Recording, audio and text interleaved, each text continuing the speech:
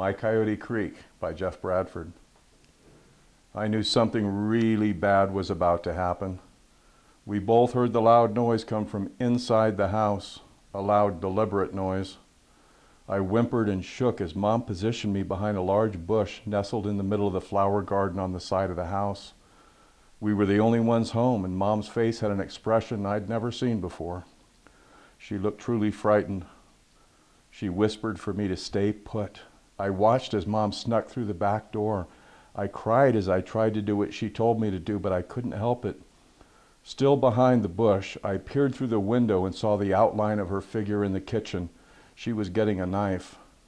With knife in hand, I saw Mom walk ever so slowly from room to room.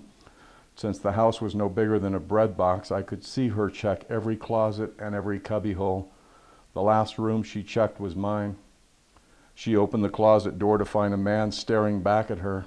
Panicked, she lunged at him with a knife. But in that split second, the man grabbed Mom's wrist, which held the knife, and with a closed fist, he hit her as hard as he could on the left temple.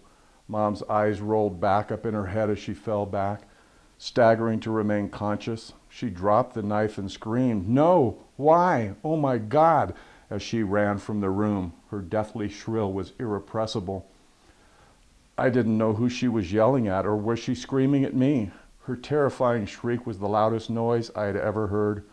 She was frantic, breathless, gulping for air as she ran through the living room to escape. Mom had told me to stay put, but her screams were more than I could bear. I emerged from behind the bush and ran towards the house with a goal of somehow helping her. Stopping at the bottom of the stairs, I didn't know what to do. When the door flew open and Mom fell on one knee as she crumpled to the floor inside the doorway, raising her head and looking through one eye as to focus, she could only say, "No, Jeffy, no." She closed and then opened her eyes, blinking as wide as she could to remain conscious and clear-headed. After seeing me, Mom stood up and wavered down the 4 concrete steps, where she grabbed me so tight that I struggled to get a breath. She was crying and gasping and trembling like I had never seen. "Mommy, Mommy, what's wrong? What's wrong?" I screamed as we clung to each other. I was scared to death, yet still, I didn't know why.